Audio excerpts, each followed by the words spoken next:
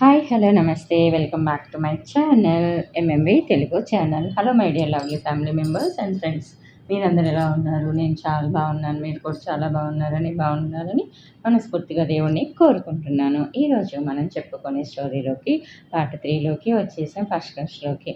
ఇంకా ఈరోజు నిన్న ఏం జరిగింది అంటే, విజిత వాళ్ళ నాన్నని తీసుకొని వినీల్ వాళ్ళ కంపెనీకి వస్తుంది ఒక సాఫ్ట్వేర్ ప్రోగ్రామ్ గురించి. ఇంకా అది అయిపోయేటప్పుడు అక్కడ విజిత వాళ్ళ డాడీ వినీల్కి ఒక బ్రాస్లెట్ గిఫ్ట్గా ఇస్తారు. అది తనకి ఇష్టం లేకపోయినా బలవంతంగా తీసుకోవాల్సి వస్తుంది. అంటే అతనికి ఇష్టమై ఇచ్చాను కాబట్టి తీసుకో అని చెప్తే సరే అని చెప్పేసి తీసుకుంటారు. ఇంకా తర్వాత ఏం జరిగింది అని అనుకున్న దానికంటే ఎక్కువే టైం స్పెండ్ చేశారు రాజుగారు వినీల్తో. వినీల్కి ఇబ్బందిగా ఉన్నా ఆయన మాట్లాడుతుంటే బదులివ్వక తప్పలేదు. కుటుంబ వివరాలు అన్నీ అడిగి తెలుసుకున్నాడు. విజితకి డాడీ అవన్నీ అడగడం ఆశ్చర్యం కలిగించినా తెలుసుకుంటే మంచిదేలే అని అనుకుంది. తనకు కొన్ని ముఖ్యమైన విషయాలు తెలిసాయి. వినీల్ అన్న ఐఏఎస్ ఆఫీసరు, అక్క ఇంజనీరింగ్లో డాక్టరేట్ చేసి ప్రొఫెసర్గా ఉంటుంది. అందరూ మంచి పొజిషన్లో ఉన్నారు. మంచి వెల్ సెటిల్డ్ ఫ్యామిలీ. తను కేవలం వినీల్ గురించే ఇప్పటి వరకు ఆలోచించింది. ఇప్పుడు అతని ఫ్యామిలీ గురించి కూడా చాలా విషయాలు తెలుసుకుంది. భోజనాలు మాటలు పూర్తి కాగానే వినీల్ తన క్యాబిన్కి వెళ్ళిపోయాడు. విజయ్ ఇండస్ట్రీస్ స్టాఫ్ కూడా అందరూ వెళ్ళిపోయారు. మృణాల్ వెంకట్రాజు గారికి విజితకి తమ ఆఫీస్ చూపించాడు. చాలా పెద్ద ఆఫీస్ అని పొగడకుండా ఉండలేకపోయారు రాజుగారు. వెంకట్రాజు గారు మృణాల్ని అడిగాడు వినీల్ గురించి. మృణాల్ అన్ని విషయాలు సవివరంగా చెప్పాడు. వినీల్ లాంటి యువకుడు ఈ కాలంలో చాలా అరుదుగా ఉంటారు సార్. ఎటువంటి చెడు అలవాట్లు, అమ్మాయిలతో డేటింగులు అలాంటివి అతనికి ఇష్టం ఉండదు. వీకెండ్స్ మాతో పార్టీలకు కూడా కలవడు. అతని వల్ల మాకు కూడా ఇంట్లో ఇబ్బంది. అతన్ని చూసి నేర్చుకోండి అంటుంటారు, కానీ అది మా వల్ల కాదు. తన శాలరీ ప్యాకేజ్ కూడా సంవత్సరానికి 1 కోటి పైనే. అది ఇండియాలో కాబట్టి. ఓవర్సీస్లో అయితే తక్కువకు తక్కువ 10 కోట్లకు తగ్గదు. నా ఊహ నిజమైతే కొద్ది కాలంలోనే అంతర్జాతీయ స్థాయిలో ఓ గొప్ప సీఈఓగా అతన్ని చూడొచ్చు. శని ఆదివారాల్లో ప్రముఖ కంపెనీ తరపున ఆన్లైన్లో కోడింగ్ క్లాసెస్ తీసుకుంటాడు. అందుకు ఆ కంపెనీ శాలరీ కాకుండా తమ కంపెనీలో వాటా ఇచ్చింది. చాలా కంపెనీల నుంచి అతనికి భారీ ఆఫర్స్ ఉన్నాయి సార్. 2 నెలల్లో పెళ్లి కుదిరే ఛాన్సెస్ ఉన్నాయి. పెళ్లి తర్వాత పెద్ద డెసిషన్స్ తీసుకుంటాడు. వాళ్ళ నాన్నగారు జాతకాలు చూసి అంతా ఓకే అన్న అమ్మాయినే పెళ్లి చేసుకుంటాడు. అతను అంటే మా కంపెనీలోనే అతన్ని పెళ్లి చేసుకునేందుకు క్యూ కడతారు అమ్మాయిలు. ఎందుకంటే అతనిలో మచ్చుకు ఒక బ్లాక్ మార్క్ కూడా లేదు. ఎన్ని మంచి క్వాలిటీస్ ఉన్నా ఏమాత్రం గర్వం ఉండదు అతనికి. మా అందరి దృష్టిలో అతను ముని. ఎప్పుడు నవ్వుతూ అందరినీ బాగా ఎంకరేజ్ చేస్తూ పని చేయిస్తాడు.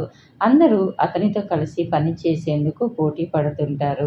అతను ఇక్కడికి రాకముందు అవుట్పుట్ సగానికి తక్కువే ఉండేది. అందుకే అతన్ని ఇక్కడికి అమెరికా నుంచి డిప్యుటేషన్ పిలిపించాము. అతను వచ్చి 6 నెలలు కాలేదు. ఇక్కడ అందరూ ఎంతో ఉత్సాహంగా పనిచేస్తూ అన్ని ప్రాజెక్టులు గడువుకు ముందే కంప్లీట్ చేస్తున్నారు. నాకైతే ఎంతో హ్యాపీగా ఉంది. వినీల్ని చూస్తుంటేనే ఎంతో ఎనర్జీ వస్తుంది. అతనితో గడిపే కాలం మాకే గర్వంగా ఉంటుంది. వినీల్ గురించి మృణాల్ పొగడ్తల మాటలు అన్నీ మౌనంగా వింటుంది విజిత. ఆమెకు వినీల్ స్కూల్ మేట్ కాబట్టి అప్పుడే అతని గురించి ఒక అవగాహనకు వచ్చింది. అందరూ కాలం అలా గడిపేస్తుంటే వినీల్ మాత్రం కాలాన్ని ఒడిసి పట్టుకొని తన ప్రతిభకు సానబెట్టుకుంటాడు. అతన్ని ఎవరు ఇన్ఫ్లుయెన్స్ చేయలేరు. రాజుగారి మనసులో విజితకు వినీల్పై ప్రేమ ఉన్నట్లు అనుమానం బలపడుతుంది. కానీ వినీల్ ఎటువంటి వాడో తెలియదుగా. ఈ కాలం అమ్మాయిలు ఈజీగా మోసపోతారు. తన కూతురు గట్టిదే అయినా ఇప్పటి వరకు ఎటువంటి ప్రేమలు అవి లేకపోయినా వినీల్పై ఓ కన్నేసి ఉంచటం అవసరం అని భావించాడు. అన్నీ చూస్తూ వినీల్ క్యాబిన్ దగ్గరికి వచ్చారు ముగ్గురు. అద్దంలో నుంచి చూస్తే చాలా బిజీగా వర్క్ చేసుకుంటున్నాడు. డోర్ నాక్ చేసి మృణాల్ తలుపు తీసి రావచ్చా వినీల్ అని అడిగాడు. ఓ రండి ప్లీజ్ అంటూ లేచి డోర్ దగ్గరికి వచ్చాడు. అతని క్యాబిన్ చాలా విశాలంగా తీర్చిదిద్దినట్లుగా ఉంది. అందరూ చాలా ఇంప్రెస్ అయిపోయారు. నేను వెళ్తానమ్మా, మినిస్టర్ని కలవాలి. ప్రాజెక్ట్ గురించి నీకేమైనా సందేహాలుంటే వినీల్తో డిస్కస్ చేసి ఇంటికి వెళ్ళిపో అని చెప్పారు రాజుగారు విజితతో. నేను డ్రైవర్కి చెప్పాను ఇంకో కార్ తెప్పించమని అని చెప్పారు. ఓకే డాడ్, బాయ్ అంది విజిత. వినీల్ సార్, మీతో కాసేపు డిస్కస్ చేయొచ్చా అంది విజిత. ష్యూర్ మేడం, రండి కూర్చోండి అని ఇన్వైట్ చేశాడు నవ్వుతూ. మృణాల్ క్యాబిన్ తలుపు వేసి వెళ్ళిపోయాడు. వినీల్, విజిత ఇద్దరే మిగిలారు. చాలా చాలా కంగ్రాట్స్ నీల్, నీకు అవార్డు రావటం, అది నేను నీకు ఇవ్వడం చాలా హ్యాపీగా ఉంది. అతని కళ్ళల్లోకి చూస్తూ నీల్ అనడం విజీకి బాగా నచ్చింది. ఆఫీస్లో అందరూ అతన్ని నీల్ అని పిలుస్తున్నారు. థ్యాంక్ యూ విజీ, నాకు చాలా హ్యాపీగా ఉంది నిన్ను మీ నాన్నగారిని కలవటం అన్నాడు. ఏమన్నా జ్యూస్ చెప్పనా, ఫ్రెష్ లైమ్ లాంటివి అని అడిగాడు. ఇప్పుడేం వద్దు, రేపేమి వంటలు చేయించమంటావు, నీ ఇష్టాలు చెప్పు అని అడిగింది. నాకంటూ ఏమీ ప్రత్యేక వంటలు వద్దు, సింపుల్గా ఒక కూర, పులుసు, పెరుగు లేక మజ్జిగ చాలు అని చెప్పాడు. మా నాన్నగారు అంత సింపుల్గా సరిపెట్టరు, నీ ఇష్టం ముందే చెప్తున్నా అంది విజిత నవ్వుతూ. ఆ ముగ్ధ మనోహర నవ్వుకి వినీల్ మనసు పెండ్యులంలా అటు ఇటు ఊగుతుంది. దాన్ని పట్టుకొని ఆపడం అతనికి చాలా కష్టమైంది. మీ నాన్నగారికి జాతకం పంపారా అని అడిగింది. ప్రొద్దున్నే ఫార్వర్డ్ చేశాను, అది చూసి నాన్నగారు కూడా కాల్ చేశారు. జాతకాలు చూసే సిద్ధాంతి గారు బిజీగా ఉన్నారట, 2-3 రోజులు పట్టొచ్చని చెప్పారు అని అన్నాడు. ఓ గుడ్, ఆ విషయం సక్సెస్ అవ్వాలని 1000 దేవుళ్లకు మొక్కుకున్నాను నీల్ అంది. వినీల్ మొహంలో నీరసం కనిపించి ఏమైంది అలా ఉన్నావు అని అడిగింది. నేను బాగానే ఉన్నాను, కానీ మన పెళ్లి విషయంలోనే నాకు బోలెడు సందేహాలు, అపనమ్మకాలు వెంటాడుతున్నాయి అన్నాడు. ఎందుకబ్బాయి, ఎందుకలా? ఈ కాలంలో కూడా నీలాంటి అబ్బాయిలున్నారా అని సందేహం కలుగుతుంది అంది బిగ్గరగా నవ్వుతూ విజిత. ఏమో విజి, స్నేహం ఓకే, కానీ నీతో పెళ్ళంటేనే కంగారుగా ఉంది. అసలు జరిగే పనేనా అని అనుమానం కలుగుతుంది. మీ నాన్నగారితో మాట్లాడాక నేను నీకు ఏ విషయంలోనూ సరితూగనేమో అని అనిపిస్తుంది. నువ్వు కొంచెం ఆలోచించు. నీలాంటి అమ్మాయికి ఎంతో మంచి జీవిత భాగస్వామి వస్తాడు. నన్నెందుకు కోరుకుంటున్నావో అస్సలు అర్థం కావటం లేదు అని తల పట్టుకున్నాడు. నీల్ ప్లీజ్ అలా మాట్లాడకు, ఇది ఇప్పటి నిర్ణయం కాదు. మన స్కూల్ రోజుల్లో నిన్ను చూసిన మొదటి రోజే నువ్వు నాకెంతో నచ్చావు. నా ఆస్తులు నీకు ఇబ్బంది అనుకుంటే అవి వదులుకొని నీతో వస్తాను. అయినా అంత దూరం ఆలోచనలు ఎందుకు? ఇంకా ఏ మాటలు జరగలేదు కదా, మా నాన్నగారికి నేను ఇంకా చెప్పలేదు. అప్పుడే ఎందుకు అంత నిరాశ అని అతని చేతుల్ని తన చేతుల్లోకి తీసుకొని ప్లీజ్ ఆ ఆలోచనలు మానేయి అని అంది. హ్యాపీగా ఉండు, అంత హ్యాపీగానే జరుగుతుంది, మనిద్దరం ఒకటవుతాం, ఆ నమ్మకం నాకుంది అంది ధైర్యంగా. ఏవో సినిమాలు చూసి ఏదో ఊహించుకుంటున్నావు, అంత ఏమీ జరగవు అని ధైర్యం చెప్పింది విజిత. ఇట్స్ ఓకే విచ్చి, చూద్దాం కాలం ఎలా నిర్ణయిస్తుందో అంటూ విజిత చేతుల్లోంచి తన చేతుల్ని వెనక్కు మెల్లగా విడిపించుకున్నాడు. నీ ప్రతి చర్య నాకు నచ్చుతుంది నీల్, నీతోనే నా జీవితం, ప్లీజ్ కొద్ది రోజులు మాత్రమే, తర్వాత నేను నీ దాన్నవుతాను అంది అతని మొహంలోకి చూస్తూ. పోనీ నీ మనసులో ఎవరైనా ఉంటే చెప్పు, ఎవరినైనా ప్రేమించావా అని అడిగింది. నా ముఖానికి తోడు ప్రేమ కూడానా? ఇదిగో ఇదే నా ప్రేమికురాలు, ఈ సాఫ్ట్వేర్ కోడింగే నా నెచ్చలి, నాతో నిరంతరం కాపురం చేస్తుంది అన్నాడు నవ్వుతూ. అది నాకు తెలుసులే చదువుల బిడ్డ, నీకోసం స్కూల్ లైఫ్ నుంచి వెయిట్ చేస్తున్నా, ఎప్పటికైనా మనం కలిసే క్షణం వస్తుందని నా నమ్మకం. నువ్వు చాలా ఆప్టిమిస్టిక్ విజి అన్నాడు నవ్వుతూ. అలా అని కాదు, నువ్వంటే నాకు ఇష్టం నీల్, నాకు జీవితంలో అన్నీ దొరికాయి, నీతో పెళ్ళైతే నాకు ఇంకేం అక్కర్లేదు. సరేలే, కొంచెం ఫ్రూట్ జ్యూస్ చెప్తాను, అని ఇంటర్కామ్లో చెప్పాడు తీసుకురమ్మని. వినీల్ విజిత అలా కబుర్లు చెప్పుకుంటుండగానే విజిత ఫోన్ మోగింది. అమ్మ కాల్ చేస్తుంది అని అంటూ ఏంటమ్మా అంది. అటు సైడు విజిత అమ్మ గట్టిగా ఏడుస్తుంది. విజ్జి మీ డాడీకి యాక్సిడెంట్ అయిందిరా, హాస్పిటల్లో చేర్చారంట అని హాస్పిటల్ పేరు చెప్పి నేను వెళ్తున్నాను, నువ్వు వెంటనే రా, నాకు భయంగా ఉంది అంటుంది. విజితకి ఒక్కసారి మైండ్ బ్లాంక్ అయింది. మొహంలో ఏడుపు ఛాయలు అలుముకున్నాయి. అది గమనించిన వినీల్ ఏమిటి విజ్జి, ఏం జరిగింది అన్నాడు. విజిత చెప్పింది కుర్చీలోంచి లేస్తూ. ఓ గాడ్, ఉండు నేను వస్తాను. ఈ టైంలో రోడ్స్ బిజీగా ఉంటాయి. మా కంపెనీ అంబులెన్స్ ఉంది, దాంట్లో వెళ్తే సిగ్నల్ ఇబ్బంది ఉండదు, త్వరగా వెళ్ళొచ్చు, పద పద అంటూ ఇద్దరు లిఫ్ట్ దగ్గరికి పరుగు తీశారు. పరిగెడుతూనే విని అంబులెన్స్ డ్రైవర్కి ఫోన్ చేసి అర్జెంటుగా పోర్టికోలోకి రమ్మన్నాడు. మృణాల్కు విషయం చెప్పి నేను వెళ్తున్నాను అని చెప్పాడు. అతను కంగారుగా వచ్చాడు పోర్టికోలోకి. నేను వచ్చేదా అన్నాడు మృణాల్. నో మృణాల్, నేను మేనేజ్ చేస్తాను అని చెప్పాడు వినీల్. అంబులెన్స్లోకి ఎక్కిన వినీల్ విజితకి చెయ్యి అందించాడు ఎక్కేందుకు. ఇద్దరు అంబులెన్స్లో వెనుక కూర్చున్నారు. విజిత వినీల్ ప్రక్కనే కూర్చుంది. హాస్పిటల్ పేరు చెప్పాడు డ్రైవర్కి. అర్జెంట్ అని చెప్పాడు.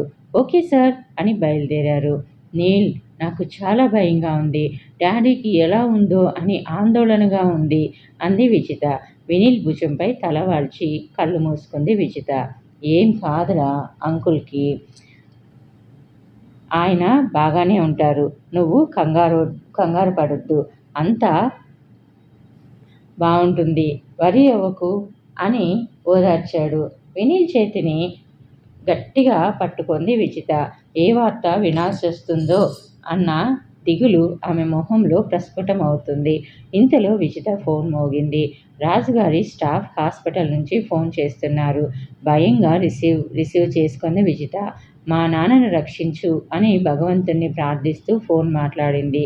మేడం, సార్కి డేంజర్ లేదు, కొద్దిపాటి సీరియస్ ఉంది, మీరేం భయపడకండి, హాస్పిటల్లో అడ్మిట్ అయి ఉన్నారు, ట్రీట్మెంట్ మొదలైంది అని అటువైపు నుంచి చెప్తున్నారు. థ్యాంక్స్ అంది.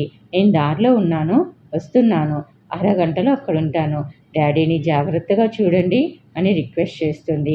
తప్పకుండా మేడం, మేమంతా ఉన్నాం, ఏమీ కాదు, మీరు ఆందోళన చెందకండి అని చెప్పారు వాళ్ళు. థ్యాంక్ గాడ్ అనుకుని డేంజర్ లేదని చెప్పారు నీల్ అంది. అంతా ఓకే అవుతుందిరా విజ్జి, కొద్దిసేపట్లో అక్కడుంటాం, అంకుల్కి అంతా బాగుంటుంది అని మరోమారు ధైర్యం చెప్పాడు వినీల్. 20 నిమిషాల్లో హాస్పిటల్కి చేరుకున్నారు. ఇద్దరు ఎమర్జెన్సీ వార్డులోకి పరుగు తీశారు. అప్పటికే రాజుగారి స్టాఫ్కి తెలిసిన వాళ్ళు చాలామంది అక్కడ ఉన్నారు. విజితను చూడగానే ఎదురొచ్చి విషయం చెప్పారు. ఫ్యాక్టరీకి కారులో వెళ్ళేప్పుడు వెనుక నుంచి ఒక లారీ గుద్దిందట. రాజుగారు క్రిందకి తూలడంతో రిబ్స్ ఫ్రాక్చర్ అయ్యి హెవీ బ్లీడింగ్ అయిందట. రాజుగారిని విఐపి రూమ్లో ఉంచి ట్రీట్మెంట్ ఇస్తున్నారు. ఆ హాస్పిటల్ బోర్డులో ప్రస్తుతం డైరెక్టర్గా ఉన్నారు రాజుగారు. అక్కడికి వెళ్ళారు విజిత, వినీల్. చాలామంది సీనియర్ డాక్టర్లు, నర్సులు అటెండ్ అవుతున్నారు. రాజుగారు స్పృహలో లేరు, కానీ రీడింగ్స్ అబ్నార్మల్గా లేవు. అవి గమనించిన విజిత పర్వాలేదు, అవుట్ ఆఫ్ డేంజర్ అనుకొని మనసులోనే దేవుడికి 1000 దండాలు పెట్టుకుంది. సీనియర్ డాక్టర్ పరిస్థితి అంతా ఎక్స్ప్లెయిన్ చేశాడు. ఆ డాక్టర్కి విజిత కూడా డాక్టర్ అని తెలుసు.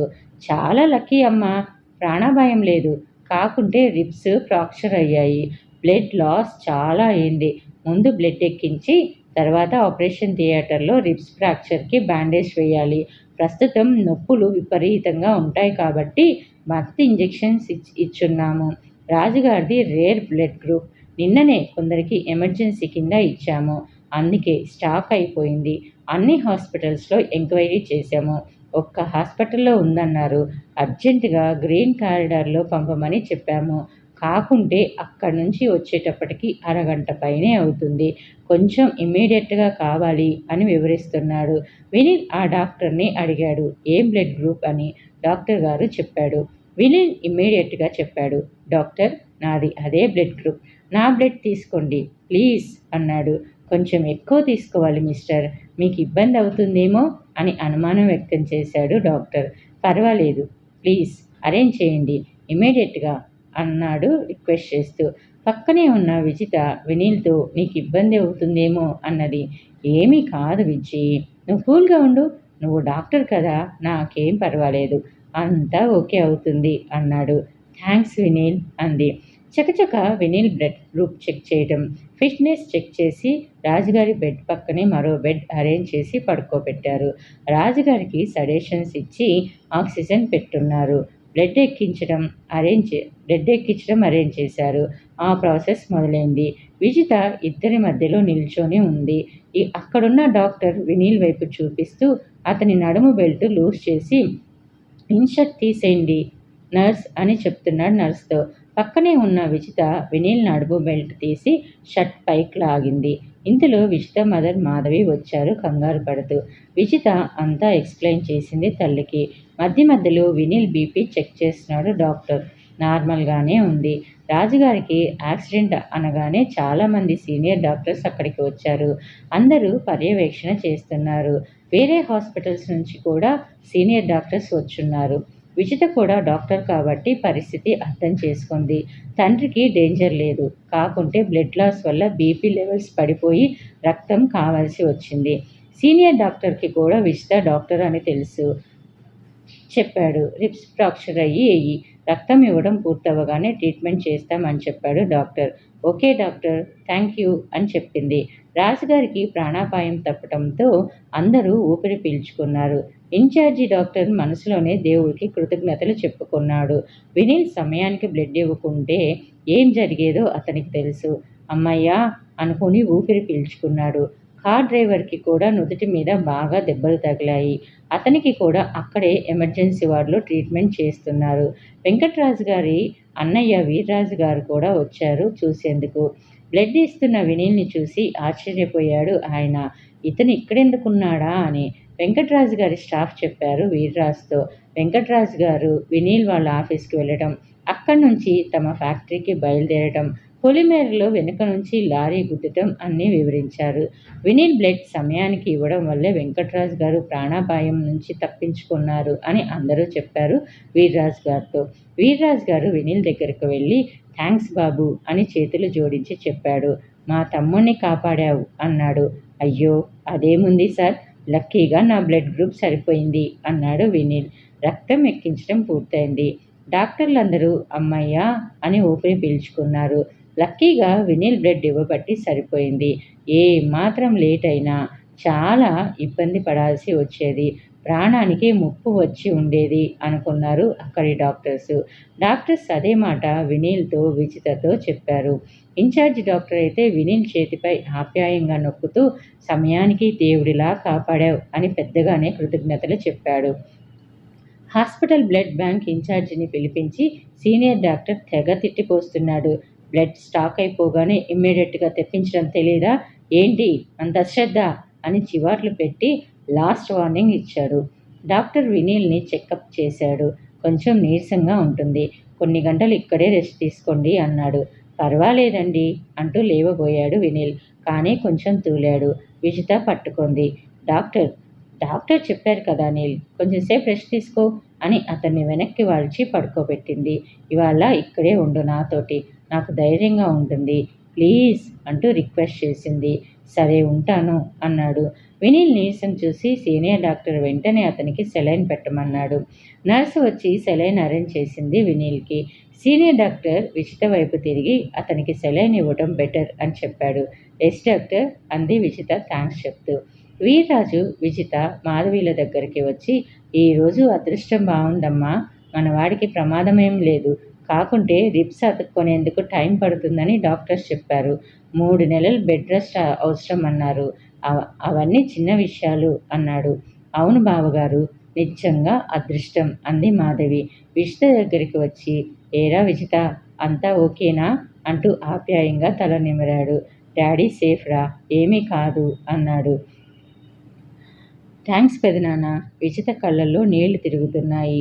డాడీని అలా చూస్తుంటే నేను పక్క రూమ్లోనే ఉంటా, మన వాళ్ళంతా ఇక్కడే ఉన్నారు, వాళ్లకు విషయం చెప్పి వస్తాను అన్నాడు వీర్రాజు గారు. సరే పెదనాన్న అంది విజిత. ఆయనకు ఇంకా స్పృహ రాలేదు.